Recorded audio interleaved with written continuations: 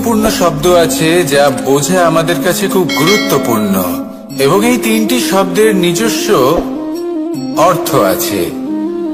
প্রথম হলো সঙ্গবদ্ধতা, অর্থাৎ একসাথে মিলে কাজ করতে হবে, একসাথে মিলে পরিশ্রম করতে হবে, সামনে এগোতে হবে।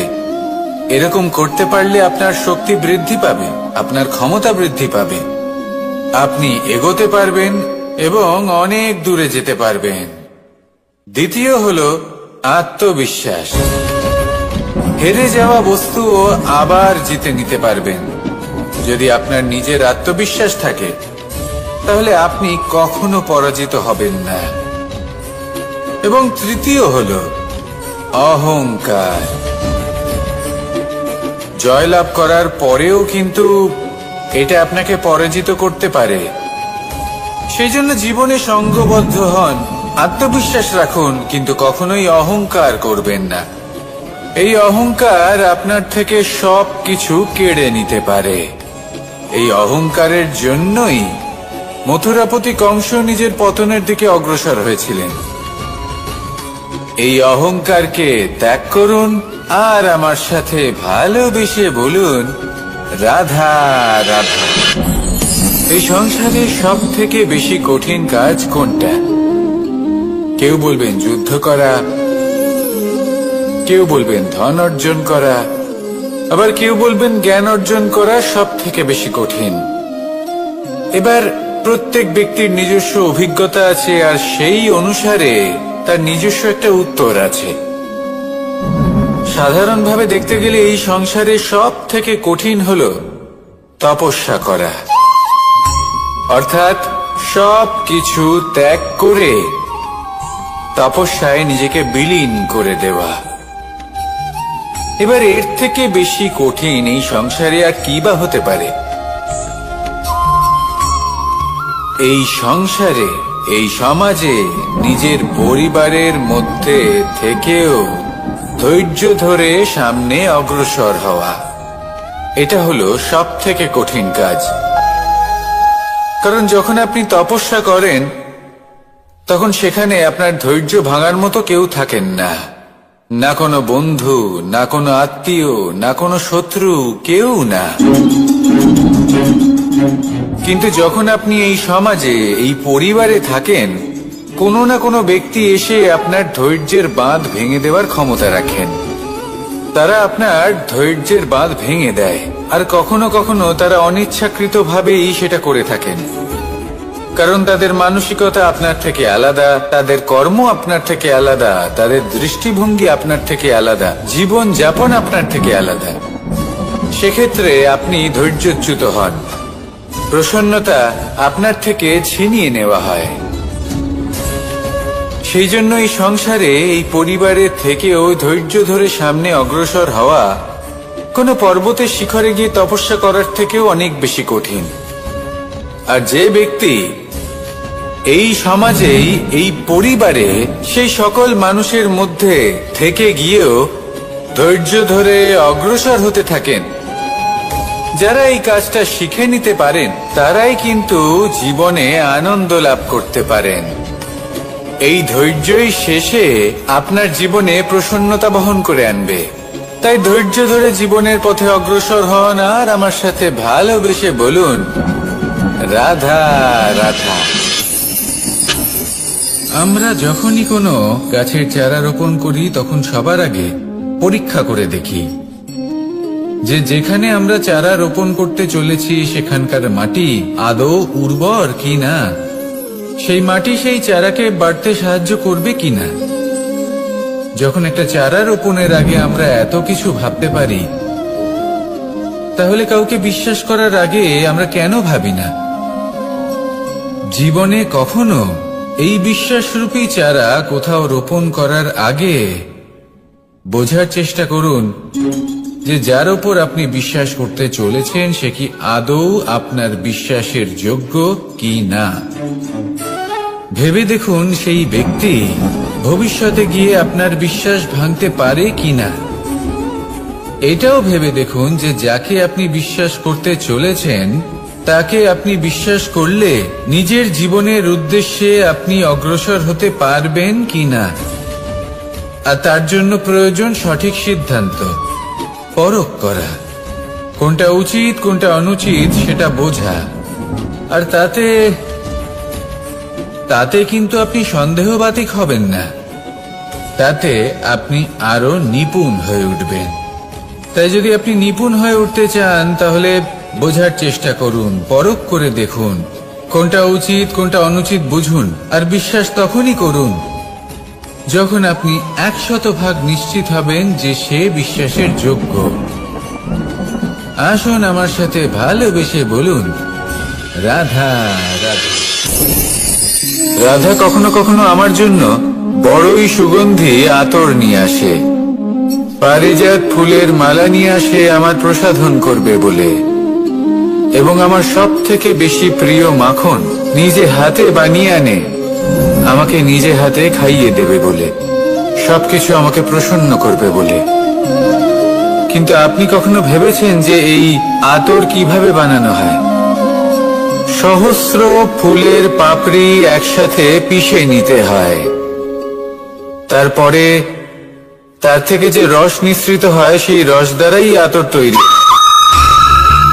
অনেক সংখ্যক ফুলকে অসীম যন্ত্রণা ভোগ করতে হয়, তবে তারা আমার প্রসাধন সামগ্রী হয়ে উঠতে পারে। দুধ থেকে মাখন তৈরি করার জন্য কতটা পরিমাণ মন্থন সহ্য করতে হয় সেটা আপনি জানেন। ঠিক সেই রকমই হলো আমাদের জীবনও। বিপদও আসে, কঠিন পরিস্থিতিও আসে, এর সম্মুখীন হতে শিখুন। মনে রাখবেন আপনি হলেন সেই দুধ যাকে মন্থন সহ্য করতে হবে মাখন হয়ে ওঠার জন্য।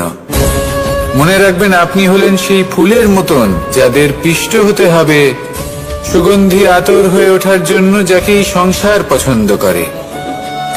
কখনো কখনো জীবনে আপনার সাথে খারাপ শুধুমাত্র এই কারণে ঘটে যাতে আপনার শ্রেষ্ঠ রূপ এই সংসারের সামনে আসতে পারে। শুধুমাত্র কঠিন পরিস্থিতি এবং বিপদকে একটা সুযোগ হিসেবে দেখার চেষ্টা করুন। আপনার জন্য এই সংসার বদলে যাবে, সংসারকে দেখার দৃষ্টিভঙ্গি পাল্টে যাবে, আপনার ভাগ্য পাল্টে যাবে, আর এই মন প্রসন্ন হয়ে বলবে, রাধা রাধা।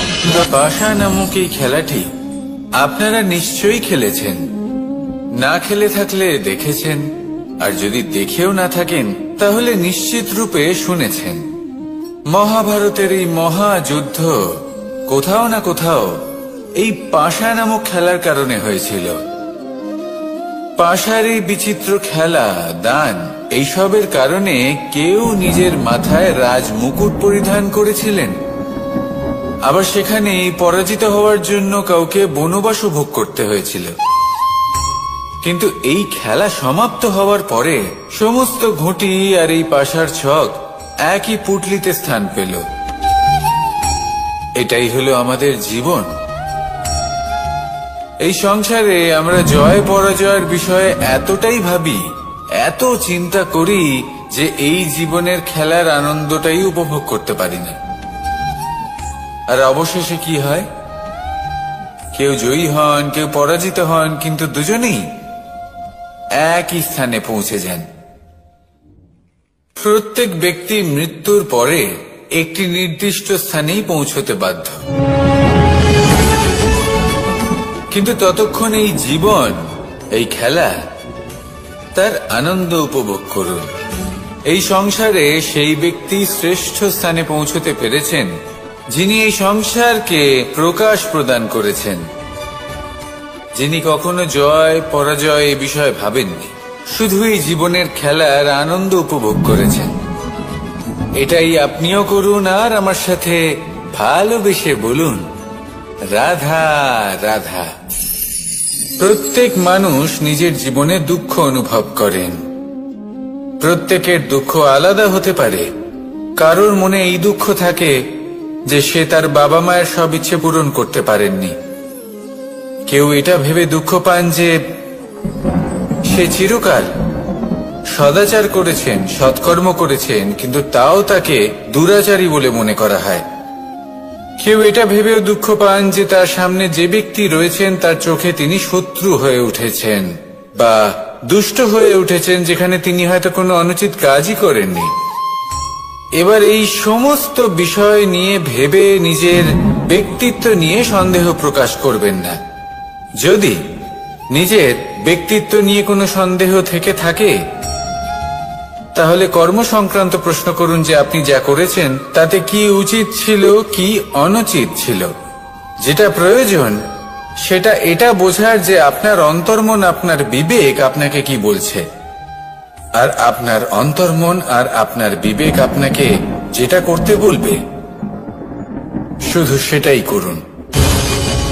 আর তারপরে এই সংসার কি বলবে, কি ভাববে সেসব নিয়ে ভাবতে যাবেন না, কারণ এই সংসার তো ঈশ্বরকেও প্রশ্ন করে থাকে, ঈশ্বরকেও দোষী মনে করে। কখনো কখনো যখন কোনো ঘটনা মানুষের ইচ্ছা অনুযায়ী ঘটে না, তখন মানুষ এটা বলে যে হে ঈশ্বর, আপনি আমার পাশে থাকলেন না, আপনি বড়ই কঠোর, এটা আপনার দোষ। যেখানে বেশিরভাগ সময় হয়তো সে নিজেই নিজের কর্মফল ভোগ করছে। আর কখনো কখনো ঈশ্বর হয়তো তার জন্য আরো ভালো কোনো পরিকল্পনা করে রেখেছেন, কিন্তু মানুষ এটা বুঝতে পারে না। তাই দিনের শেষে যেটা প্রয়োজন সেটা হলো নিজের মনের কথা বুঝতে হবে। আপনার বিবেক কি বলছে শুধু সেটাই করুন, আর সামনে এগোতে থাকুন। আমার সাথে ভালোবেসে বলুন, রাধা রাধা। পরিবর্তন, এটা হলো সৃষ্টির অমূল্য নিয়ম। এই সংসারে সবকিছু সময়ান্তরে পরিবর্তিত হয়, এই সময়ও পরিবর্তিত হয়। পরিবর্তন চিরকাল হয়ে এসেছে আর চিরকাল হতে থাকবে। কিন্তু এবার আমরা সেই পরিবর্তন কিভাবে লাভ করব, যেটা আমাদের প্রয়োজন, যেটা আমরা চাই। আমরা জীবনে বিকাশ চাই। এই বিকাশ কিভাবে লাভ করতে পারি? এই প্রকৃতি কিন্তু আমাদের অত্যন্ত উত্তম উদাহরণ দিয়ে বুঝিয়েছে। একটি বিন্দুর উদাহরণ দিয়েছে যা ভবিষ্যতে একটা বিশাল নদীর আকার ধারণ করে। এটা কিভাবে হয়? মেঘ থেকে একটি বিন্দু ঝরে পড়ে সেই পর্বতের ওপর যেখানে হিম আছে। সেই হিমের সংস্পর্শে আসা মাত্র সেই বিন্দুর সাথে আরো বেশ কিছু বিন্দু যুক্ত হয়। তারপর তারা অগ্রসর হয়, আরো কিছু বিন্দু যুক্ত হয়, আস্তে আস্তে একটা ক্ষীণ ধারার রূপ ধারণ করে, এবং সেটাই ভবিষ্যতে আরো এগোতে থাকে। অনেকটা যাওয়ার পর যখন অনেক সংখ্যক বিন্দু একসাথে যুক্ত হয়, তখন সেটা বিশাল নদীর আকার ধারণ করে। এবার আমরা মানুষ বলে আমাদের সাথে এই নিয়মের অন্যথা হয় তা নয়। আমরাও এই প্রকৃতির অংশ, আমাদের ক্ষেত্রেও একই নিয়ম প্রযোজ্য। যখন পরিশ্রম করে অনেক সংখ্যক বিন্দু আমরা একত্রিত করব, তখনই পরিবর্তনের নদী প্রবাহিত হবে। প্রয়োজন হল নিরন্তর পরিশ্রম করা এবং ধৈর্য ধরা। এটা করতে থাকুন, জীবনে সবকিছু লাভ করতে পারবেন। কারণ প্রকৃতি আমাদের এটাই শিখিয়েছে, আর আমরা এই ব্রহ্মরই একটি অংশ, যার দ্বারা এই ব্রহ্মাণ্ড নির্মিত। আসুন আমার সাথে ভালোবেসে বলুন, রাধা রাধা। কখনো এই প্রকৃতির দিকে তাকিয়ে থাকবেন। এই প্রকৃতি অনেক ধরনের শিক্ষা দেয়। কোন একটা গাছকে দেখুন কিভাবে সে মাটি থেকে জল শুষে নেয়। সে ঝড় হোক বা হোক কড়া রোদ, সব সহ্য করে এবং অবশেষে সে ফল ধারণ করে। আর সেই ফল উৎপন্ন করার পরে সে ফল কিন্তু সে নিজে গ্রহণ করে না, এই সংসারকে প্রদান করে, যাতে পশু পাখি মানুষ তারা এই ফল গ্রহণ করে শক্তিশালী হয়ে উঠতে পারে, সুস্থ থাকতে পারে। সেভাবেই নদী, সরোবর এরা নিজেরাও কিন্তু নিজেদের জল গ্রহণ করে না, মাটিকে প্রদান করে, পশু পাখিকে প্রদান করে। সূর্য নিজেও নিজের জন্য প্রজ্বলিত হয় না, সে প্রকাশ ছড়িয়ে দিতে চায় আমাদের সবার কাছে, সে আলো পৌঁছে দিতে চায়। এই প্রত্যেকের কর্মে পরমার্থ নিহিত আছে, আর সেই জন্যই এদের সকলকে পুজো করা হয়। তাই মনে রাখবেন, আপনার কাছে জীবন যাপনের অতিরিক্ত যা কিছুই আছে তা পরমার্থের জন্য। তাহলে তার সদ্ব্যবহার করুন আর আমার সাথে ভালোবেসে বলুন, রাধা রাধা। আমরা প্রত্যেকেই অবশ্যই এমন সময় দেখেছি যখন অনেকগুলো সমস্যা একসাথে আমাদের জীবনে এসে পড়ে। সমস্যা আমাদের প্রত্যেকের জীবনেই থাকে, আমরা তার সমাধান খুঁজতে চেষ্টা করি, কখনো সমাধান খুঁজে পাই, আবার কখনো যতই চেষ্টা করি না কেন কোনো সমাধান খুঁজেই পাই না। আর যখন এটা হয় তখন মানুষ অত্যন্ত বিচলিত হয়ে পড়েন। নিজের আত্মীয় স্বজন, নিজের বন্ধু বা সংসার, এদের ওপরে এই দোষ চাপিয়ে দেন যে এদের জন্যই এই সমস্যা এসেছে। এবার যদি আমি আপনাকে কোনো পরামর্শ দিই তাহলে এটাই বলবো যে দৃষ্টিভঙ্গি পাল্টে দেখুন।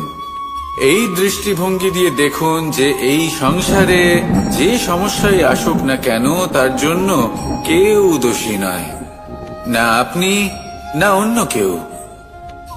এই পুরো খেলাটাই আপনার মানসিকতা, আপনার দৃষ্টিভঙ্গি, আপনার মনে। কিভাবে বোঝাচ্ছি, যখন আমাদের মন শক্ত থাকে তখন কঠিন থেকে কঠিনতর পরিস্থিতিও আমাদের জীবনে খুব বেশি হলে প্রতিস্পর্ধা হয়ে থেকে যায়। সেখানে যদি আমাদের মন দুর্বল থাকে তখন অল্প কঠিন পরিস্থিতিও আমাদের কাছে খুব বড় সমস্যা হয়ে যায়, তাই না? একটা শক্ত মন কঠিন পরিস্থিতিকে প্রতিস্পর্ধা হিসেবে দেখে আর তার মধ্যে ওটা সুযোগ খুঁজে নেয়। আমাদের শুধু এটাই করতে হবে।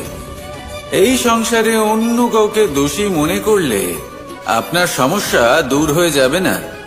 সেই জন্য এই সংসারকে দোষ দেওয়ার বদলে এই সমস্যার মূলে চলে যান, সেটাকে বুঝুন, নিজের এই মনকে শক্ত করে তুলুন। যদি আপনার মন শক্তিশালী হয় তাহলে এই সংসারে অনেক বড় বড় কঠিন থেকে কঠিনতর পরিস্থিতিও যদি আসে, আপনার জীবনে যতই বড় বড় সমস্যা আসুক না কেন আপনার লক্ষ্য লাভে বাধা দিতে পারবে না। আসুন আমার সাথে ভালোবেসে বলুন, রাধা রাধা। আমরা সবাই পাথর দেখেছি, পর্বতও দেখেছি, শুকনো পাতাও দেখেছি, শ্যামল বনানীও দেখেছি। কখনো ভেবেছেন পাথরের অস্তিত্ব কিন্তু ততক্ষণ পর্যন্ত যতক্ষণ সে পর্বতের গায়ে আটকে থাকে। যখন সেই পর্বত থেকে সেই পাথর ভিন্ন হয়ে যায় ও নিজের অস্তিত্ব হারিয়ে ফেলে। আস্তে আস্তে কখনো পাথর কেটে বা কখনো পিষ্ট হয়ে সেই পাথর আস্তে আস্তে মাটিতে পরিণত হয় এবং পূর্ণরূপে নিজের অস্তিত্ব হারিয়ে ফেলে। এটাই পাতার সাথেও হয়। এই পাতা যতক্ষণ গাছের ডালের সাথে যুক্ত ততক্ষণ তার অস্তিত্ব থাকে। যখনই ডাল থেকে বিচ্ছিন্ন হয় সেও নিজের অস্তিত্ব হারিয়ে ফেলে। আর এটাই আমাদের সাথেও হয়। যতক্ষণ আমরা নিজেদের আপনজনের সাথে যুক্ত থাকি আমাদের অস্তিত্ব বজায় থাকে। যখন আপনজনদের সাথে সম্পর্ক ছিন্ন করি তখন আমরাও আমাদের অস্তিত্ব হারিয়ে ফেলি। এবার এই সংসারের প্রত্যেক ব্যক্তি স্বতন্ত্র থাকতে চান, আর অনেক ব্যক্তি স্বতন্ত্র থাকবেন বলে আপনজনদের দূরে করে দেন আর তাদের সাথে এই সম্পর্ক ছিন্ন করেন। এটা কি সত্যি প্রয়োজন? আপনজনদের সাথে সম্পর্ক ছিন্ন করে নিজের অস্তিত্ব হারিয়ে ফেলা প্রয়োজনীয়, নাকি আপনজনদের সাথে সম্পর্ক বজায় রেখে নিজেদের স্বতন্ত্র করে রাখা সেটা আবশ্যক? নির্বাচন আপনারই। আসুন আমার সাথে ভালোবেসে বলুন, রাধা রাধা। আপনি কি কখনো নৌকা যাত্রা করেছেন? করে না থাকলেও নিশ্চয়ই দেখেছেন যে এই জল, যা নিজের অন্তরে সব কিছু সমাহিত করে নিতে পারে, এই নৌকা সেই জলের ওপরেই ভেসে থাকে। নদীর স্রোত কাটিয়ে সে সামনে অগ্রসর হয়। কিন্তু যদি এই নৌকায় কোনো ছিদ্র হয়, তাহলে কিন্তু সেই নৌকা ডুবে যাবে। আর এতে কোনো তফাৎ হবে না যে সেই ছিদ্র ছোট নাকি বড়, নৌকা ডুবে যাবে। এই ছিদ্র হলো আমাদের জীবনে আমাদের অপগুণ, আমাদের দোষ, আমাদের বিকার। কখনো এটা ভাববেন না যে এই দোষ খুবই ছোট, এতে কিছুই যাবে আসবে না। না, সেই ছোট দোষ, সেই ছোট বিকার, যদি সেটাকে শুধরে না নেন, তাহলে সেটা আপনাকে আপনার পতনের দিকে নিয়ে যাবে। শেষ পর্যন্ত এটা আপনার উপর নির্ভরশীল যে আপনি কি চান। আপনার জীবনের এই নৌকা এভাবেই ডুবে যেতে দেখবেন, নাকি নিজেকে শুধরে নিয়ে সেই নৌকার সেই ছিদ্রটাকে ভরিয়ে তুলতে চাইবেন? নির্বাচন আপনার। আসুন আমার সাথে ভালোবেসে বলুন, রাধা রাধা। জল, জলই পৃথিবীতে বেঁচে থাকার জন্য আবশ্যক তো বটেই, কিন্তু এই জল আমাদের একটা অত্যন্ত গুরুত্বপূর্ণ শিক্ষা প্রদান করে। কখনো এই জলকে দেখেছেন? যে পরিস্থিতিতেই এই জল প্রবাহিত হোক না কেন, এর উপর যা কিছুই প্রভাব থাকুক না কেন, এর পথে যতই বাধা আসুক না কেন, তার মধ্যে থেকে ও নিজের পথ ঠিক বের করে নেয়, কিন্তু নিজের প্রবাহ থামতে দেয় না, ক্রমাগত অগ্রসর হতে থাকে। সেরকমই একটা শিক্ষা যেটা আমরা জল থেকে পেয়ে থাকি, তা হলো এটা: আমরা যখন জলের দিকে তাকাই, তখন আমরা নিজের প্রতিবিম্ব দেখি, স্পষ্টভাবে দেখতে পাই।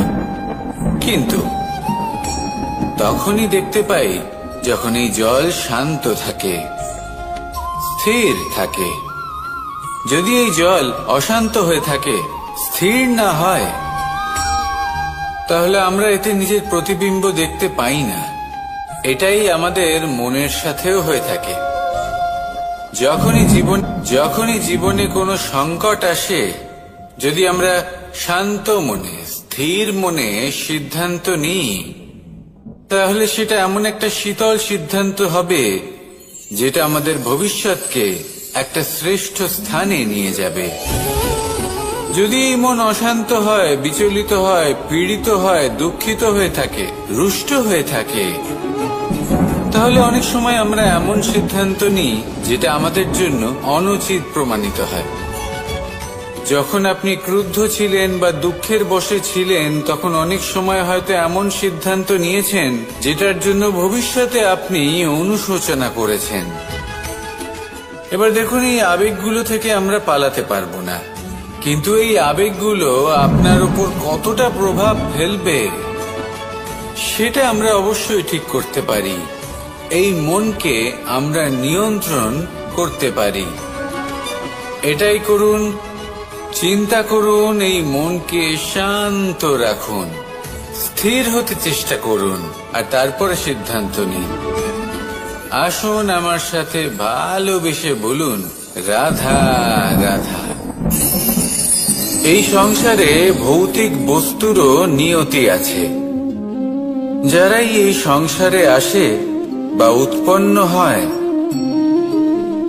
তারা কিছুমাত্র সময় পর্যন্তই এখানে থাকতে পারে, আর তারপরে সেও লুপ্ত হয়ে যায়। অর্থাৎ সে নিজেও এই পঞ্চমহাভূতে সমাহিত হয়ে যায়।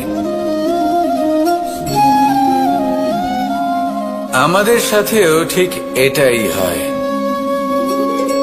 সেই জন্যই ঈশ্বর দ্বারা প্রদত্ত এই উপহারের বিষয়ে ভাবুন, এই জীবনের বিষয়ে ভাবুন। ঠিক যেমন বিশ্বাস ভঙ্গ হলে কোনো ব্যক্তি আমাদের কাছে অপরিচিত হয়ে যান, ঠিক সেরকমই শেষ নিঃশ্বাস ত্যাগের পর এই শরীরও আমাদের কাছে পরই হয়ে যায়। তাই এই শরীর থাকাকালীন শ্রেষ্ঠভাবে একে সদ্ব্যবহার করুন। এই জীবনে শ্রেষ্ঠ কর্ম করুন। আর এই জীবনকে শ্রেষ্ঠভাবে যাপন করার জন্য কিছু কথা বোঝা প্রয়োজনীয়। যদি আপনি কারোর প্রশংসা করেন তাহলে পূর্ণ হৃদয় দিয়ে করুন। যদি আপনি হস্তক্ষেপ করে থাকেন তাহলে মস্তিষ্ক দ্বারা করুন। যদি আপনি সমীক্ষা করেন তাহলে বিবেক দ্বারা করুন। যদি আপনি ধন অর্জন করতে চান তাহলে নীতি অনুসারে চলুন। যদি জীবন যাপন করতে চান তাহলে রীতি মেনে করুন। আর যদি ঈশ্বরের ভজন করতে চান তাহলে ভক্তিভাব নিয়ে করুন। শুধু এই কথা মনে রাখবেন যে আপনার এই জীবন কিন্তু অনিশ্চিত কাল পর্যন্তই আছে।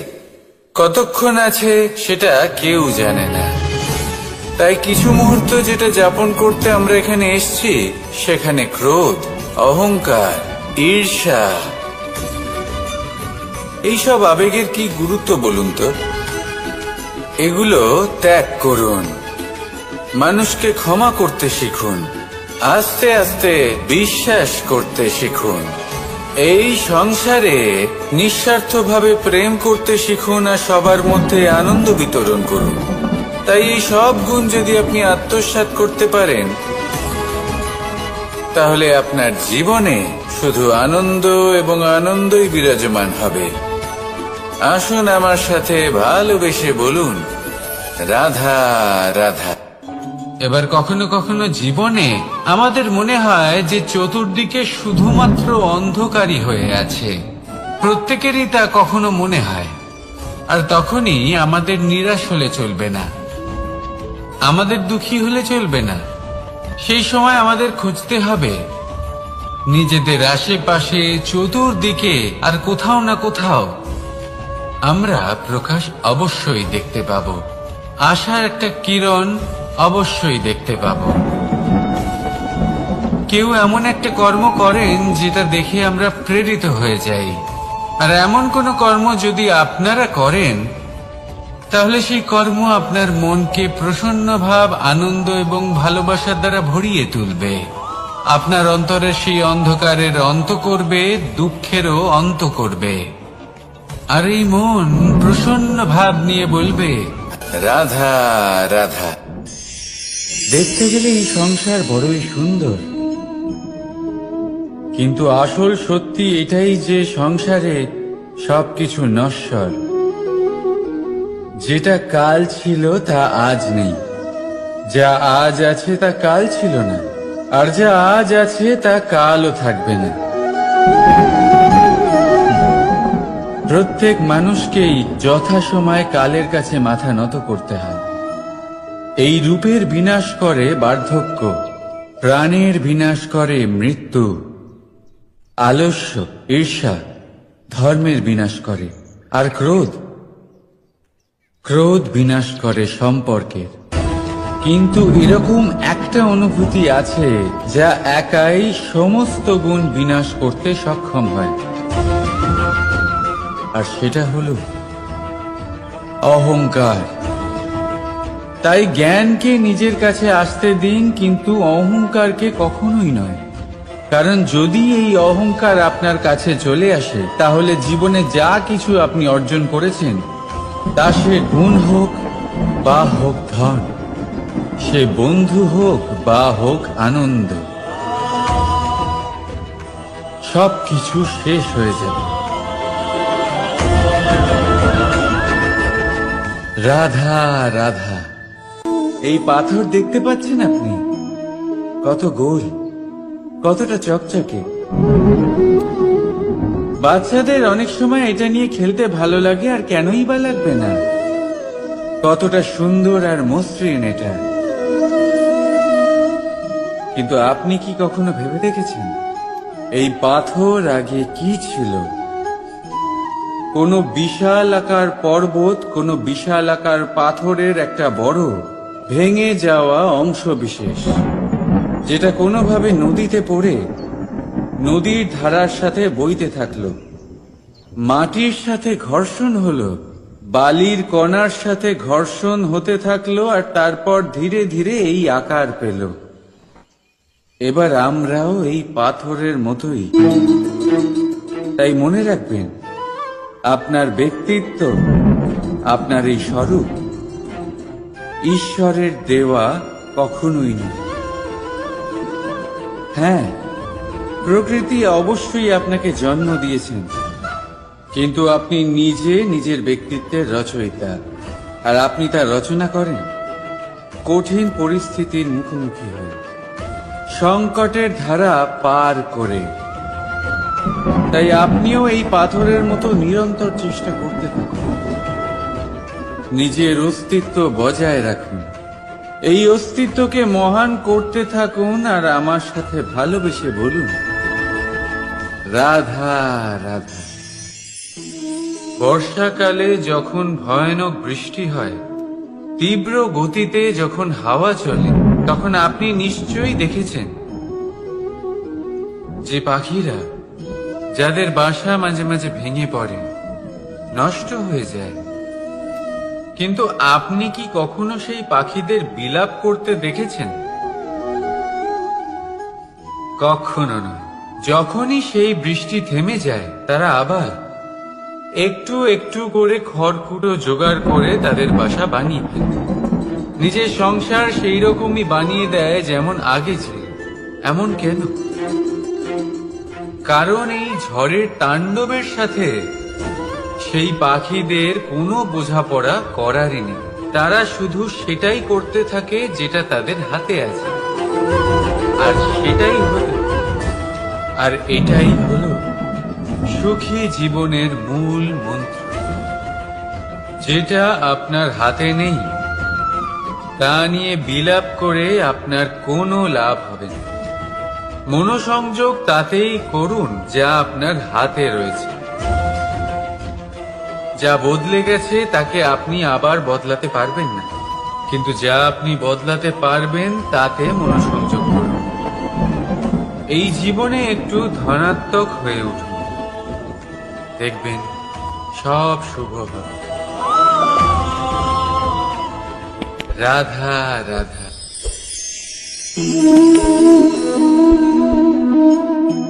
ছোটবেলায় একটা জিনিস আমি কখনো বুঝে উঠতে পারিনি। আমি সবসময় আশ্চর্য হয়ে থাকতাম যে এটা কি করে সম্ভব হতে পারে। ব্যাপারটা ছিল এরকম, আমি আমাদের গোয়াল ঘরে দেখতাম ভিন্ন ভিন্ন রং রূপের গাভী। কারোর রং কালো তো কারোর রং সাদা, কেউ খয়েরি তো কারোর রং বাদামি। এবার আমি দেখতাম কারোর কারোর শিং বড় তো কারোর এত ছোট যে দেখাই যায় না। কোনো গাভী আকারে ছোট ছিল তো কেউ একটু বড়, কিন্তু যখন সেই সব গাভী দুধ দিত, তখন আমি দেখতাম সেই সব দুধ সমান, রং সমান, স্বাদ সমান, গুণও সমান, আর সমান পুষ্টিও। এবার আমি এটা বুঝতে পারতাম না। আমার দৃষ্টিতে তো সমস্ত গাভী আলাদা আলাদা ছিল। আমি ভাবলাম আমি মাকে জিজ্ঞেস করি। মাকে জিজ্ঞেস করলাম। মা আমাকে বললেন, কানাই, রং রূপ পাল্টালেও গাভীদের বাস্তবিকতা তো পাল্টায় না, গাভী তো গাভীই থাকবে। এবার আমি এটা বুঝতে পারি না যে মানুষ এটা আত্মসাৎ কেন করতে পারে না। দেখুন, রং, রূপ, জাত, ধর্ম, ভাষা, এই সবের উপরে হলো মনুষ্যত্ব। আর মনুষ্যত্বের একটাই ধর্ম, আর সেটা হলো প্রেম। তাই এই প্রেম আপনি সকলের সাথে ভাগ করে নিন, প্রেমের সাথে সকলের সেবা করুন। এই মনুষ্যত্বর অমৃত চেখে দেখুন, আর আপনি বুঝে যাবেন যে আমরা কেউ আলাদা আলাদা নই, আমরা সবাই সমান।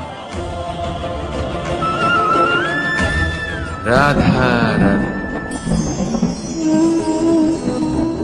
সাগর, কত বিশাল হয় এই সাগর! কি না করতে পারে এই সাগর! এক মুহূর্তের মধ্যে সব ধ্বংস করে দিতে পারে, প্রলয় ডেকে আনতে পারে, সংসার মুছে ফেলতে পারে। এই সাগর জীবন জ্যোতি নিভিয়ে দিতে পারে। কিন্তু এই সাগর যা মেটাতে পারে না, তা হলো একজন তৃষ্ণার্তের তৃষ্ণা।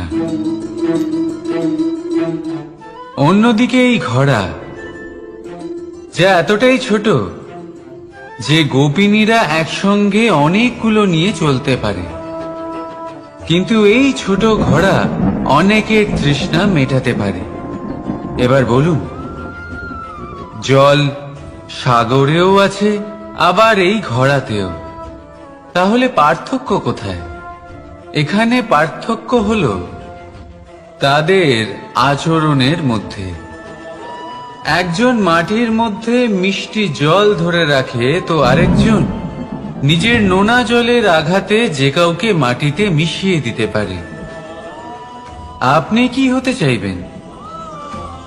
সাগরের নোনা জল হয়ে কারোর আশা চূর্ণ বিচূর্ণ করে দিতে, নাকি মিষ্টি জলের ঘোড়া হয়ে কারোর তৃষ্ণা মেটাতে?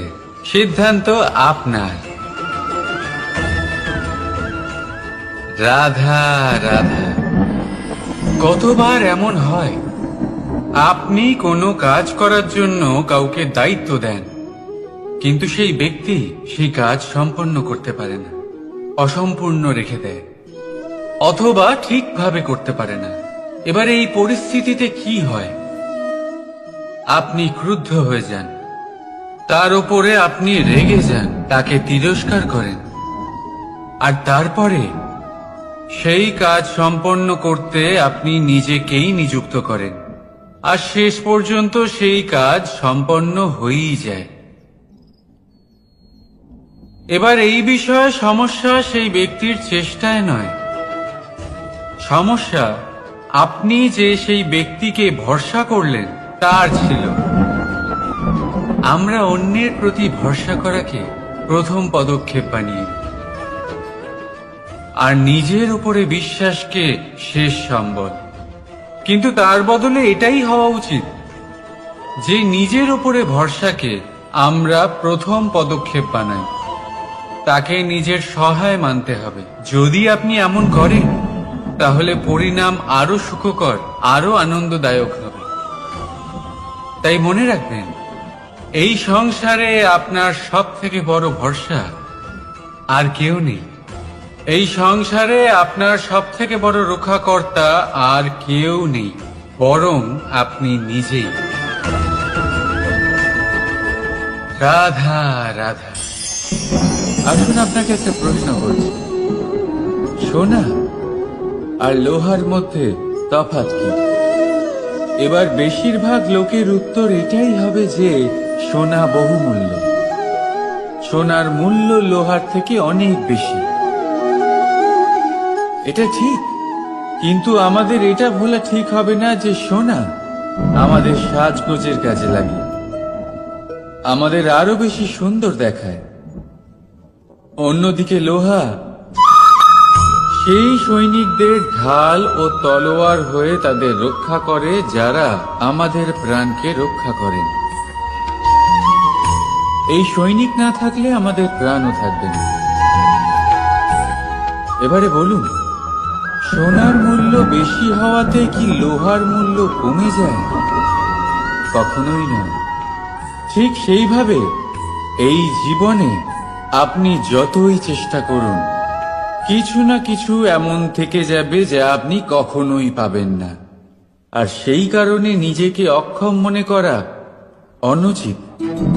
হতে পারে আপনার কাছে সেই গুণ আছে যেটা সংসারে আর কারোর কাছে নেই। সেই গুণটাকে চিনুন, সেটাকে বাড়ান, আর সেটাকে ব্যবহার করুন। তাই মনে রাখবেন, সংসারে প্রত্যেকটা ব্যক্তি বিশেষ হয়, আর এই সংসারে সবাই সবকিছু পায় না। নিজেই দেখে নিন, সোনাকে যে দোকানে সাজিয়ে রাখা হয়, সেই দোকানের তালা লোহা দিয়ে তৈরি হয়। রাধা রাধা।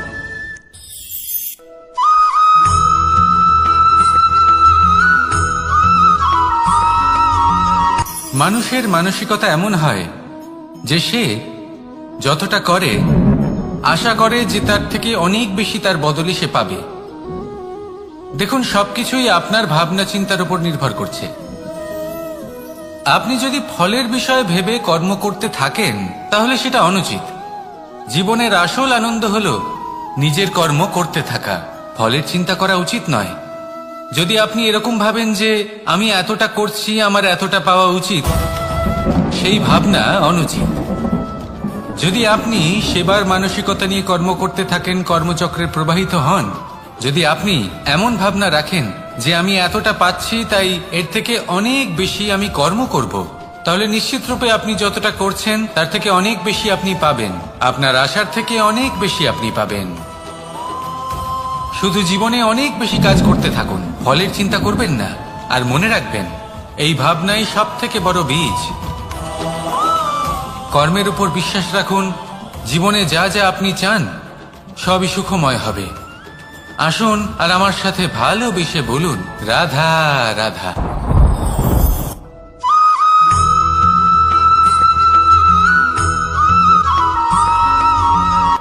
সংসারে আমাদের জীবনে যখন কোনো সুখ বা দুঃখ আসে, তার জন্য আমরা কাউকে না কাউকে অবশ্যই দায়ী করে থাকি, তাই না?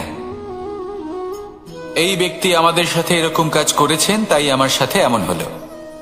ওই ব্যক্তি যদি এমনটা না করতেন তাহলে আজ আমি ওই স্থানে পৌঁছতে পারতাম। সবই আপনার দৃষ্টিভঙ্গির ওপর নির্ভরশীল। আর যদি আপনার দৃষ্টিভঙ্গি এমন হয় তাহলে তা অনুচিত। সত্যি কথা বলতে এই সংসারে ভিন্ন ভিন্ন ধরনের মানুষ আছে। এটা আপনার উপর নির্ভর করছে কিভাবে তাদের স্বাগত জানাবেন। একবার ভাবুন, আমি আমার দুটো হাত সামনে নিয়ে এলাম, দুটো মুঠো খুলে দিলাম। দুই প্রকারের মানুষ আসবেন, কিছু না কিছু দিয়ে যাবেন। এই মুঠো যদি আমি বন্ধ করে দিই তাহলে না কেউ আমাকে কিছু দিতে পারবে, না আমার কিছু যাবে আসবে। নিশ্চয়ই বুঝতে পারছেন এই দুই ধরনের ব্যক্তি কারা এবং তারা কি দিয়ে যান। আমি যদি নিজের মুঠো খুলে দিই তাহলে কিছু ভালো মানুষ আসবেন, আমাকে আনন্দ, সন্তুষ্টি, জ্ঞান প্রদান করে যাবেন, ভালো অভিজ্ঞতা দিয়ে যাবেন। কোনো খারাপ ব্যক্তি যদি আসেন তাহলে তিনিও খারাপ অভিজ্ঞতা দেবেন, যার থেকে আমি শিক্ষা লাভ করব। এই সব কিছু আমি লাভ করতে পারি। মুঠো যদি বন্ধ করে রাখি তাহলে আমি কিছুই পাবো না। দেখুন, এই সংসারে প্রত্যেকের জীবনে এইরকম। প্রত্যেকের জীবনে সবকিছুই আছে, ভালো খারাপ দুই মানুষই আছে। ভালো অভিজ্ঞতা আছে, খারাপ অভিজ্ঞতা আছে। নির্ভর করছে আপনার উপর যে আপনি কি করবেন, এনাদের স্বাগত কিভাবে জানাবেন, কার থেকে কি বুঝবেন, কি শিখতে পারবেন, আর কোন দৃষ্টিভঙ্গি নিয়ে অগ্রসর হবেন। এটাই নির্ধারণ করবে যে আপনার জীবন কেমন হবে। আসুন আমার সাথে ভালোবেসে বলুন, রাধা রাধা।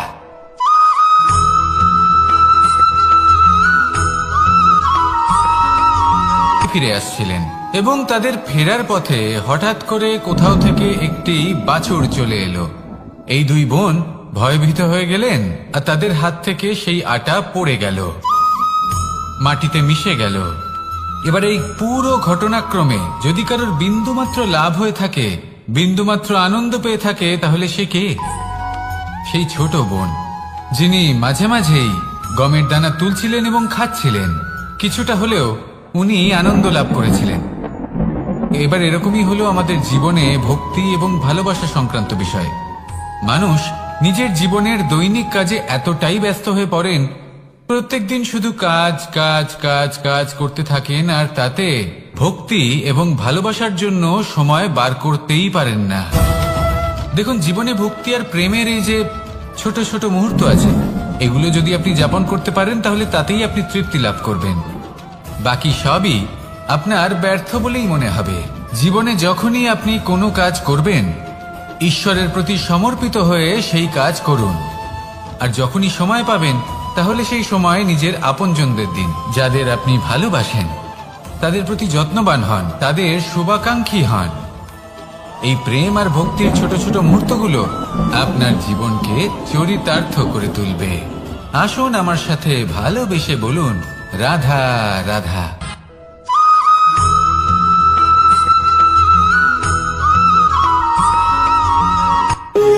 যখন মানুষের মৃত্যু হয় তখন কি হয়? অনেক সংখ্যক মানুষ শোক পালন করতে চলে আসেন। যে ব্যক্তি মৃত্যু লাভ করেছেন তার অনেক বস্তু থাকে যেগুলো তার প্রিয়, যেগুলো তিনি ব্যবহার করেছেন। তার শয্যা, তার বস্ত্র, তার আভূষণ সবকিছু তার থেকে বিচ্ছিন্ন করা হয় এবং খালি হাতে তাকে শ্মশানের উদ্দেশ্যে রওনা করা হয়। আমি আপনাকে এই প্রশ্ন করতে চাই, আপনি এই সংসারে কি অর্জন করেছেন? ধন সম্পত্তি, বস্ত্র, আভূষণ, এই সবকিছু যে আপনি অর্জন করেছেন, আপনার মৃত্যুর পরে তা আপনার থেকে দূর হয়ে যাবে। এর উত্তর হলো একটাই, আপনার কর্ম। শুধু সেটাই আছে যা একান্ত আপনার, আর শুধু সেটাই এই সংসার থেকে চলে যাওয়ার পরেও সংসারেই জীবিত থাকবে। যদি আপনি দুষ্কর্ম করেন তাহলে এই সংসার আপনাকে একটি অনুচিত উদাহরণ হিসেবে মনে রাখবে যে এই ব্যক্তি খুব পাপী ছিল, অনুচিত কর্ম করতেন। যে পথে তিনি চলেছেন সেই পথে কারোর চলা উচিত নয়। সেখানেই যদি আপনি সৎকর্ম করেন তাহলে সংসার চিরকাল এটাই বলবে যে খুব ভালো মানুষ ছিলেন, সবাইকে ভালোবাসতেন, সবাইকে সাহায্য করতেন, আমার খুব প্রিয় মানুষ ছিলেন। এটাই হলো শ্রেষ্ঠ কর্ম। সেই জন্য জীবনে শুধুমাত্র ধন সম্পত্তি, আভূষণ এই সব অর্জন করতে গিয়ে নিজের মনোনিবেশ করবেন না। শ্রেষ্ঠ কর্ম করুন। সংসার থেকে চলে যাওয়ার পরেও এই কর্মই এই সংসারে আপনাকে জীবিত রাখবে। আসুন আমার সাথে ভালোবেসে বলুন, রাধা রাধা।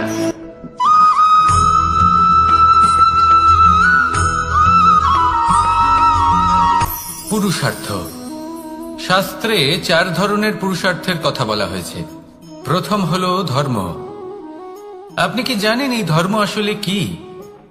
আপনার কি মনে হয় ধর্ম আসলে কি? কোনো বিশেষ ঈশ্বরকে মানাই কি ধর্ম বলা হয়? নাকি কোনো বিশেষ রীতি পালন করাই হলো ধর্ম? নাকি কোনো বিশেষ সাহিত্যকে সর্বশ্রেষ্ঠ মনে করাই হলো ধর্ম? না, ধর্ম হলো সেটা যাকে ধারণ করা যেতে পারে। আর ধারণ শুধু সেটাই করা যায় যা পবিত্র। পবিত্র শুধু তাকেই বলা হয় যা নিঃস্বার্থ, যার মধ্যে শাসন করার কোনো ইচ্ছে নেই, যা সরলভাবেই প্রবাহমান, জল এবং বায়ুর মতো। যখন কোনো ব্যক্তি ধর্মকে ধারণ করেন এবং সেই ধর্ম সেই ব্যক্তিকে রক্ষা করে, তখন তাকে ধর্ম বলা হয়। ধর্ম যা রক্ষা করে অহংকার থেকে, খারাপ চিন্তার হাত থেকে। সেই জন্য পুরুষার্থ গড়ে তোলার আগে, ধর্ম পালন করার আগে ধর্মের প্রকৃত অর্থ কি সেটা বুঝে নিন। এটা জেনে রাখুন যে সমস্ত ধর্মের আধার, সমস্ত ধর্মের ভিত শুধুমাত্র ভালোবাসা। আসুন আর এই ভালোবাসার সাথেই বলুন, রাধা রাধা।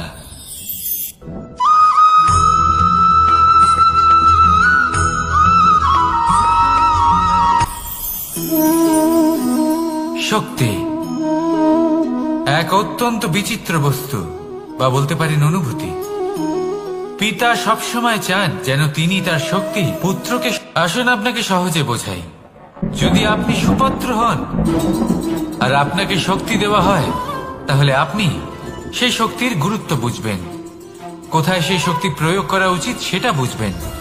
আর এটা যেহেতু অর্জন করা শক্তি হবে, সেই শক্তির অপব্যবহার হবে না। কিন্তু যদি এই আপনি কুপাত্র হন আর যদি আপনাকে এই শক্তি দেওয়া হয়, তাহলে কি হবে? দেখতে গেলে এই শক্তি আপনি দান হিসেবে পেয়েছেন, তাই না আপনি এই শক্তির গুরুত্ব বুঝবেন আর না এর প্রয়োগ আপনি জানবেন। তার অপব্যবহার হওয়া সুনিশ্চিত। তাই যদি আপনি কোনো শক্তি অর্জন করতে চান, তাহলে আগে তার যোগ্য হয়ে উঠুন। পুত্র নয়, পাত্র হয়ে উঠুন। আর আমার সাথে ভালোবেসে বলুন, রাধা রাধা।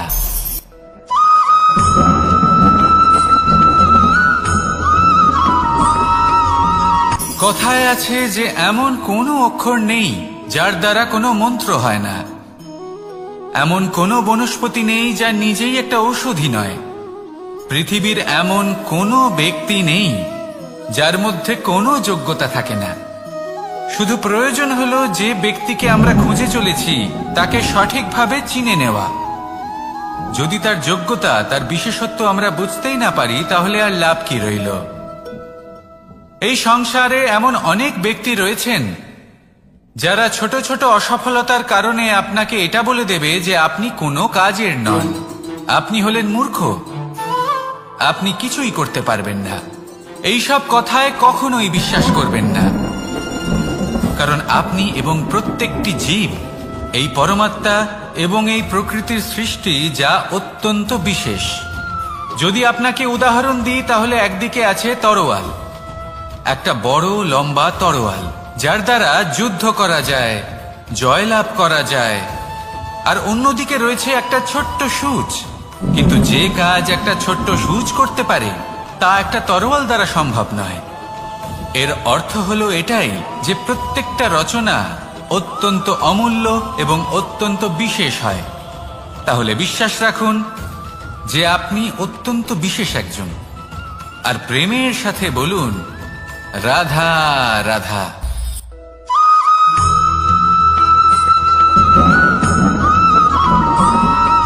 মানুষের একটি সমস্যা আছে যে মানুষ সাফল্যকে মাপতে থাকেন, লক্ষ্যপ্রাপ্তিকে মাপতে থাকেন এবং তার তুলনা করতে থাকেন যে ও এত কিছু পেল আর আমি পেলাম না, ওর কাছে এত কিছু আছে কিন্তু আমার কাছে নেই। এই তুলনা করার জন্য ওনারা দুঃখী হয়ে পড়েন, নিরাশ হয়ে পড়েন। তাই আমি একটা প্রশ্ন করছি যে এটা কি উচিত? এই সংসারে আপনি কি নিয়ে তুলনা করবেন, যেখানে সূর্যদেব চন্দ্রমা দুজনেই আছেন, দুজনেই হলেন বিশেষ, দুজনেই নিজ নিজ সময়ে উদিত হন। এদের মধ্যে একজন না থাকলে তাহলে আমাদের জীবন কঠিন হয়ে পড়বে। ঠিক সেইভাবেই আপনি যদি একটা বড় রেখা অঙ্কন করেন তাহলে অন্য রেখাটি ছোট হয়ে পড়ে না, সে তেমনই থাকে যেমনটা সে ছিল। আপনার অস্তিত্ব কখনো ছোট বা বড় হতে পারে না। শুধু তুলনা করার জন্য আপনার এটা মনে হতে পারে। যদি আপনি যুদ্ধ করতে চান আপনার তলোয়ারের প্রয়োজন পড়বে, যদি বস্ত্র তৈরি করতে চান এত বড় তলোয়ার দিয়ে কিছুই হবে না, তখন প্রয়োজন পড়বে একটা ছোট্ট সূচের। তাই তুলনা করবেন না, না নিজেকে ছোট মনে করবেন না অন্য কাউকে। সবার সাথে সহযোগিতা করুন, আর যদি তুলনা করতেই হয় নিজের সাথে করুন, যে কাল আমি কেমন ব্যক্তি ছিলাম, আজ কি তার থেকে শ্রেষ্ঠ হয়ে উঠতে পেরেছি। ভেবে দেখুন ভবিষ্যতে গিয়ে আপনি কতটা শ্রেষ্ঠ ব্যক্তি হতে পারেন। আসুন আমার সাথে ভালোবেসে বলুন রাধা রাধা।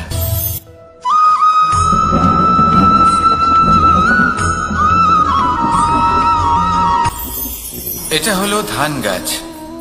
এর থেকে যে চাল উৎপন্ন হয় তা মানুষ গ্রহণ করেন। আর এটা কি? এ হলো জংলি ঘাস। একবার ভেবে দেখুন যদি এই জংলি ঘাস ধান গাছের আশেপাশে থাকে তাহলে কি হবে? ধান উৎপন্ন হতে পারবে? তা উৎকৃষ্ট হতে পারবে? আমরা কি তা গ্রহণ করতে পারবো? কখনোই নয়। এই জংলি ঘাস ধানকে নষ্ট করে দেবে, কিন্তু নিজে জীবিত থাকবে। এটাই হলো আজকের শিক্ষা।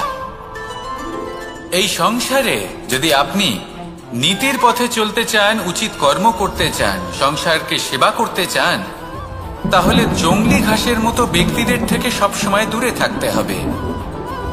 সেই ব্যক্তি যারা দুর্নীতি এবং মিথ্যা দ্বারা পরিপূর্ণ, যাদের ব্যবহার অশুভ, যাদের অনেক অশুভ গুণ রয়েছে, তারা সঠিক নয়।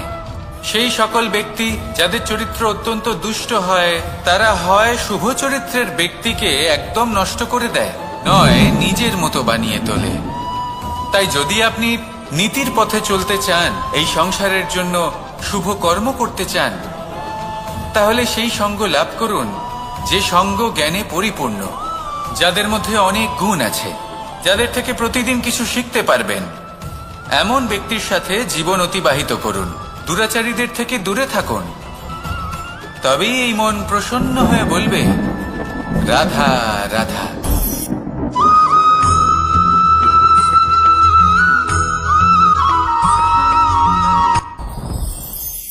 সাথী। সাথী এই শব্দটির ব্যাখ্যা কে কিভাবে করে? মিত্র, সখা, বন্ধু। কিন্তু অর্থ একটাই, তিনি যিনি আপনার সঙ্গী হন আর তিনি যার সাথী আপনি হন।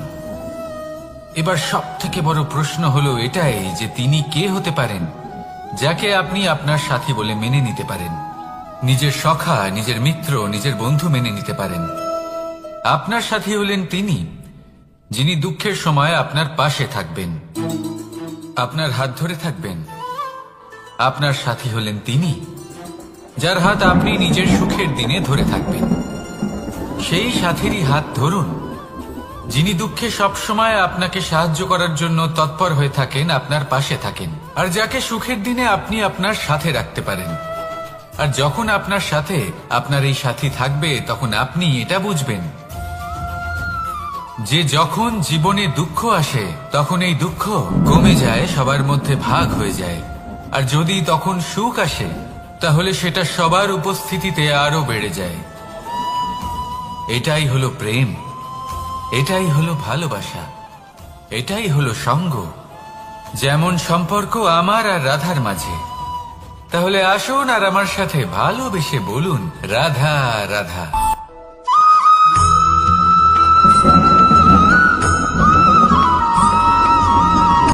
কথায় আছে, অন্ধকারে প্রদীপ প্রজ্বলিত করলে চতুর্দিক আলোকিত হয়। কিন্তু যদি এই প্রদীপ আমি সূর্যের আলোর সম্মুখে সকালবেলায় প্রজ্বলিত করে রেখে দিই তাহলে কি হবে? আপনি বলবেন যে এটা করে তো কোনো লাভই হলো না। সূর্যের প্রকাশের সামনে এই প্রদীপ আসলে কিছুই নয়। এবার এই চিন্তা ভাবনা প্রত্যেক দিন করতে হবে আর একটা অমূল্য শিক্ষা পেতে হবে। মনে করুন যে আপনি মহাপুরুষের সামনে বসে আছেন, কোনো মহাজ্ঞানীর সামনে। তাহলে সেই ব্যক্তির সামনে নিজের জ্ঞানের প্রদীপ প্রজ্বলিত করবেন না, নীরব থাকুন আর সেই ব্যক্তির সূর্যের প্রকাশের মতো জ্ঞান প্রাপ্ত করুন। যতটা পারবেন জ্ঞান লাভ করুন। যদি এমন কোনো সময় এমন কোনো স্থানে আপনি আছেন যেখানে চতুর্দিক অন্ধকার, কারোর কাছেই জ্ঞান নেই, সেখানে নিজের জ্ঞানের প্রদীপ প্রজ্বলিত করুন। এমন করলে দুদিক থেকেই আপনার লাভ হবে। আপনার জ্ঞান প্রাপ্তিও হবে আর জ্ঞানের সঠিক প্রয়োগও করতে পারবেন। আর এই মন প্রসন্ন হয়ে বলবে, রাধা রাধা।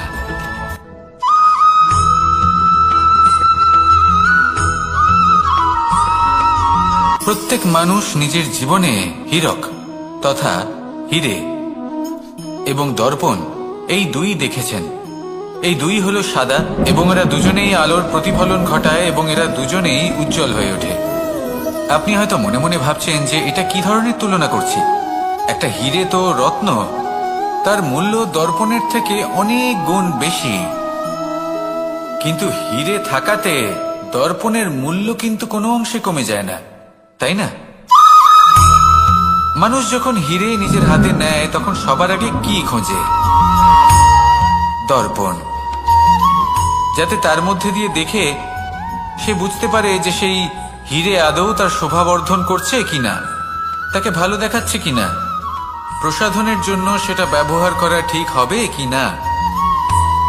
অর্থাৎ হীরের উপস্থিতিতে দর্পণের গুরুত্ব কম হলো না, দর্পণের কারণে হীরের মূল্য বোঝা গেল। আমাদের জীবনেও ঠিক এরকমই ঘটে। আপনারা যদি সংসারে নিজের আশেপাশে দেখেন, এমন অনেক মানুষ দেখতে পাবেন যারা নিজেদের ক্ষেত্রে মহান স্থানে পৌঁছেছেন, নিপুণ এবং শ্রেষ্ঠ হয়েছেন। আর তাদের মধ্যে আপনার নিজের মনে হয় যেন আপনি হলেন দর্পণ। নিজেকে ছোট মনে করবেন না। আপনার মূল্য কম হচ্ছে না, আপনার নিজস্ব মূল্য আছে। আর যদি আপনার অস্তিত্ব না থাকে তাহলে ওনাদের অস্তিত্বের মূল্য সংসার বুঝতেই পারবে না। জীবনে সবসময় চেষ্টা করবেন যাতে আপনি আরো বেশি শ্রেষ্ঠ হয়ে উঠতে পারেন। আপনি নিজে যে স্থানে আছেন সেটাকে ছোট মনে করবেন না, তারও নিজস্ব একটা মূল্য আছে। যদি আপনি হীরে হয়ে থাকেন তাহলে অহংকার করবেন না, যদি আপনি দর্পণ হয়ে থাকেন তাহলে নিজেকে ছোট মনে করবেন না। আসুন আর আমার সাথে ভালোবেসে বলুন, রাধা রাধা।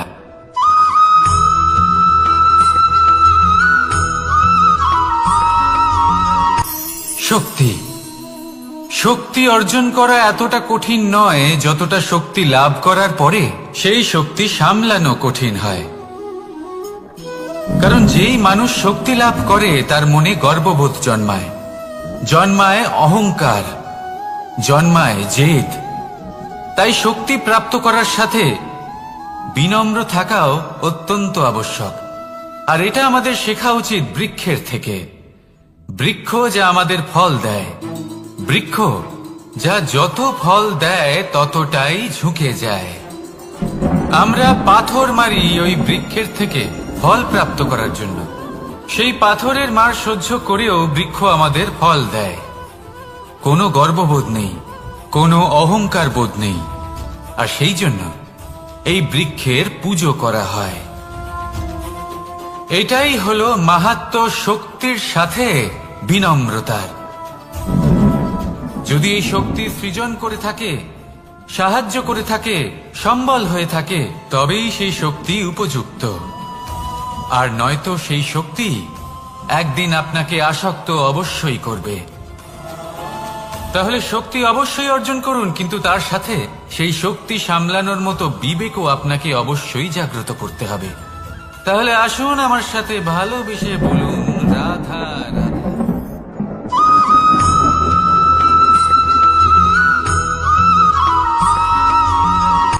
কথায় আছে অন্ধকারে প্রদীপ প্রজ্বলিত করলে চতুর্দিক আলোকিত হয়। কিন্তু যদি এই প্রদীপ আমি সূর্যের আলোর সম্মুখে সকালবেলায় প্রজ্বলিত করে রেখে দিই, তাহলে কি হবে? আপনি বলবেন যে এটা করে তো কোনো লাভই হলো না। সূর্যের প্রকাশের সামনে এই প্রদীপ আসলে কিছুই নয়। এবার এই চিন্তা ভাবনা প্রত্যেক দিন করতে হবে, আর একটা অমূল্য শিক্ষা পেতে হবে। মনে করুন যে আপনি মহাপুরুষের সামনে বসে আছেন, কোনো মহাজ্ঞানীর সামনে। তাহলে সেই ব্যক্তির সামনে নিজের জ্ঞানের প্রদীপ প্রজ্বলিত করবেন না, নীরব থাকুন। আর সেই ব্যক্তির সূর্যের প্রকাশের মতো জ্ঞান প্রাপ্ত করুন। যতটা পারবেন জ্ঞান লাভ করুন। যদি এমন কোনো সময়, এমন কোনো স্থানে আপনি আছেন যেখানে চতুর্দিক অন্ধকার, কারোর কাছেই জ্ঞান নেই, সেখানে নিজের জ্ঞানের প্রদীপ প্রজ্বলিত করুন। এমন করলে দুদিক থেকেই আপনার লাভ হবে। আপনার জ্ঞান প্রাপ্তিও হবে, আর জ্ঞানের সঠিক প্রয়োগও করতে পারবেন। আর এই মন প্রসন্ন হয়ে বলবে রাধা রাধা।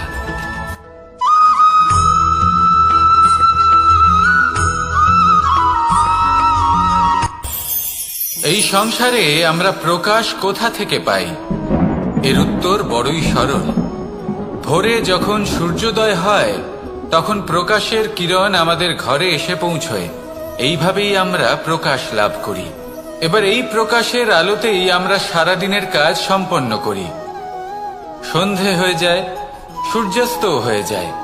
আর আমাদের ঘর যাতে অন্ধকার না হয় তার জন্য আমরা একটা প্রদীপ প্রজ্বলিত করি। এটাই ঘটে আমাদের জীবনেও। এবার প্রবাহমান আয়ুর সাথে আমরা আমাদের অন্তরে যদি একটা প্রদীপ প্রজ্বলিত করে নিই, তাহলে বিষয়টাই অন্যরকম হবে। এবার আপনি বলবেন কোন প্রকাশের কথা বলছি যে আমাদের অন্তরে জাগ্রত করা সম্ভব?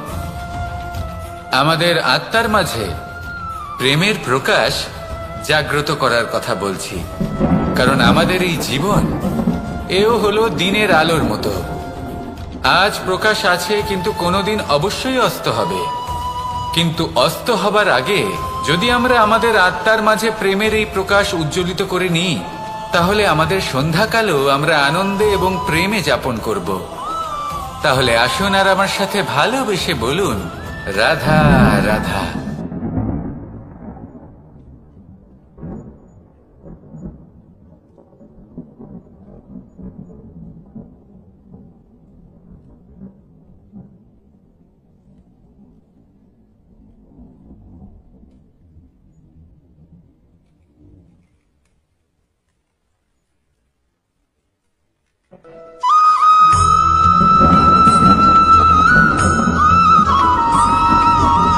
কথায় আছে যে এমন কোনো অক্ষর নেই যার দ্বারা কোনো মন্ত্র হয় না। এমন কোনো বনস্পতি নেই যা নিজেই একটা ঔষধি নয়।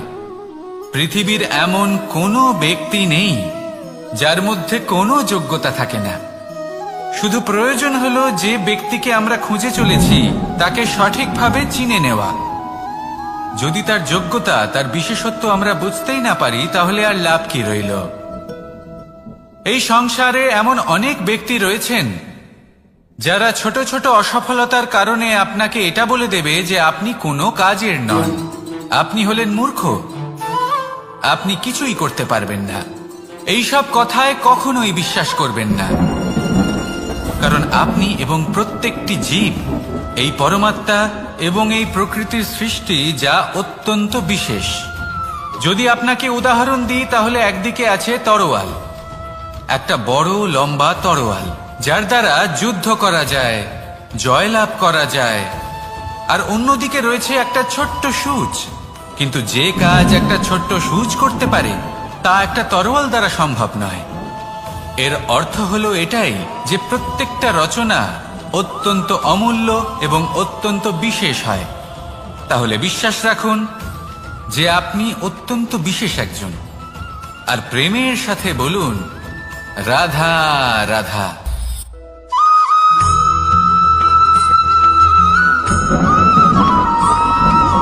জীবনে যখন কোনো ব্যক্তি নিজের লক্ষ্য প্রাপ্তির জন্য নিরন্তর পরিশ্রম করতে থাকেন, চেষ্টা করতে থাকেন, তখন তিনি কষ্ট অনুভব করেন, কখনো শারীরিক কষ্ট, কখনো মানসিক কষ্ট। এবার উনি এটা ভাবতে থাকেন যে আমি কি উচিত করছি নাকি অনুচিত করছি। কারণ অন্যদিকে এমন একজন ব্যক্তিও আছেন যিনি একদমই পরিশ্রম, চেষ্টা করছেন না। তিনি মদিরা পান করেন, বিলাসিতায় জীবন কাটান, অলস প্রকৃতির হয়ে ওঠেন, নিদ্রাতে বিলীন হয়ে থাকেন আর ভাবেন যে তিনি সুখ লাভ করছেন। কিন্তু এরকম কেন হয়? কারণ যখন আমরা সৎ পথে থাকি, উচিত পথে চলি, লক্ষ্য প্রাপ্ত করার জন্য চেষ্টা করতে থাকি, তখন আমাদের ভেতরে থাকা নেতিবাচক শক্তি এবং পাপ এই দেহকে ত্যাগ করে দেয়। আর এই অনুভূতিটাই আমাদের দুঃখের অনুভূতি দেয়, কষ্ট দেয়। এবার সেখানে যদি আমরা কুপথে চলি, অনুচিত পথে চলতে থাকি, তাহলে আমাদের ভেতরে থাকা পুণ্য এবং ধনাত্মক শক্তি আমাদের দেহ ত্যাগ করে দেয়। আর এই অনুভূতির কারণেই আমরা সুখ অনুভব করি। কিন্তু কখনো ভাববেন যে এই সুখ বেশি সময় পর্যন্ত থাকে না। সেই জন্য সবসময় মনে রাখবেন, যদি আপনি জানেন যে এটাই আপনার লক্ষ্য, এটাই উচিত পথ, শুভ পথ, তাতে নিরন্তরভাবে এগিয়ে যেতে চেষ্টা করতে থাকুন। এই কষ্ট আপনাকে সুখের পরাকাষ্ঠায় কখন পৌঁছে দেবে তা আপনি জানতেই পারবেন না। আসুন আমার সাথে ভালোবেসে বলুন রাধা রাধা।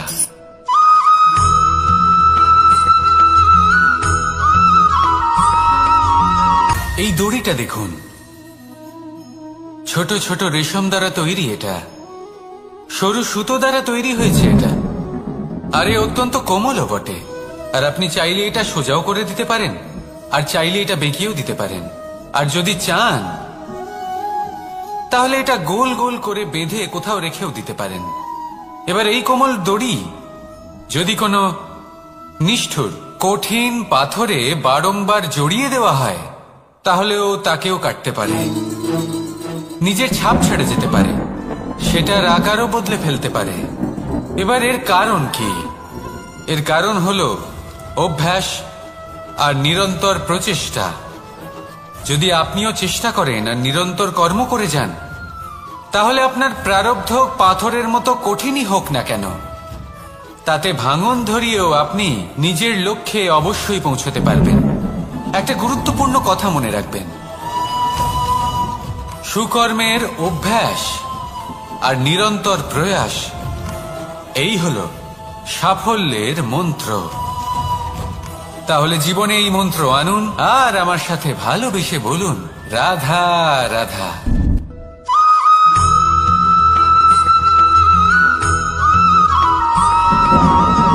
এই সংসারে কোনো বস্তু হোক বা ব্যক্তি হোক, তার একার গুরুত্ব কিন্তু খুব বেশি নয়। একটা উদাহরণ হিসেবে বৃষ্টির ফোঁটাকে ভেবে দেখুন। যদি একটি বৃষ্টির ফোঁটা হয় তাহলে তার খুব বেশি গুরুত্ব থাকে না, কিন্তু যখন সহস্র বৃষ্টির ফোঁটা মেঘের মধ্যে দিয়ে ঝরে পড়ে তখন সেটা বর্ষার রূপ ধারণ করে। সেই বর্ষা যা এই প্রকৃতিকে শান্ত করে। সেইভাবেই পাথরের ছোট টুকরো তার খুব বেশি গুরুত্ব থাকে না, কিন্তু যখন অসংখ্য পাথরের টুকরো একত্রিত হয় তখন তা পর্বতের আকার ধারণ করে। সেইভাবেই কিছু মানুষ যখন একত্রিত হন তখন তৈরি হয় পরিবার, কিছু পরিবার যখন একত্রিত হয় তখন তৈরি হয় সমাজ, যখন অনেক সংখ্যক সমাজ একত্রিত হয় তখন তৈরি হয় রাজ্য। এবার এই রাজ্যের সব থেকে গুরুত্বপূর্ণ ব্যক্তি হতে পারেন রাজা, কিন্তু তাও সেই রাজা একা কিছু করতে পারেন না। যুদ্ধ লড়ার সময় তারও নিজের সৈন্যদলকে প্রয়োজন পড়ে। কিন্তু এই সংসারে এমন একজন ব্যক্তি আছেন যিনি একাই সব কাজ করতে থাকেন, এবং সেই ব্যক্তি হলেন মা। আমাদের জীবনে একজন পিতার ভূমিকা কিন্তু নিঃসন্দেহে অমূল্য, কিন্তু আমাদের সকলের জীবনে যে ভূমিকা একজন মায়ের তা অন্য কারোর থাকে না। একজন মা একাই সন্তানকে বড় করতে পারেন, সংস্কারী করে তুলতে পারেন, তার জন্য পরিশ্রম করেন। আর এত কিছু কাজ করার পরেও তার কাজের জন্য তিনি প্রশংসা অবশ্য পান না। উল্টে যদি সেই সন্তান অনুচিত পথে চালিত হয়, অনুচিত কর্ম করে, তখন সেই মাকেই অপবাদের পাত্র হয়ে উঠতে হয়। আমাদের জীবনে মায়ের যোগদান কতটা সেটা বুঝুন। আপনাকে বড় করে তোলার জন্য উনি কতটা পরিশ্রম করেছেন সেটা বুঝুন। আজ থেকে, এখন থেকে, এই মুহূর্ত থেকে মাকে সম্মান করতে শিখুন। যখন সময় পাবেন, যখন সুযোগ হবে, তখন তার প্রশংসা করুন, ওনারও ভালো লাগবে। আর মায়ের এই মমতার জন্য, তার এই ভূমিকার জন্য আসুন সবাই মিলে আমরা তাকে প্রণাম করি, আর সকলে মিলে ভালোবেসে বলি রাধা রাধা।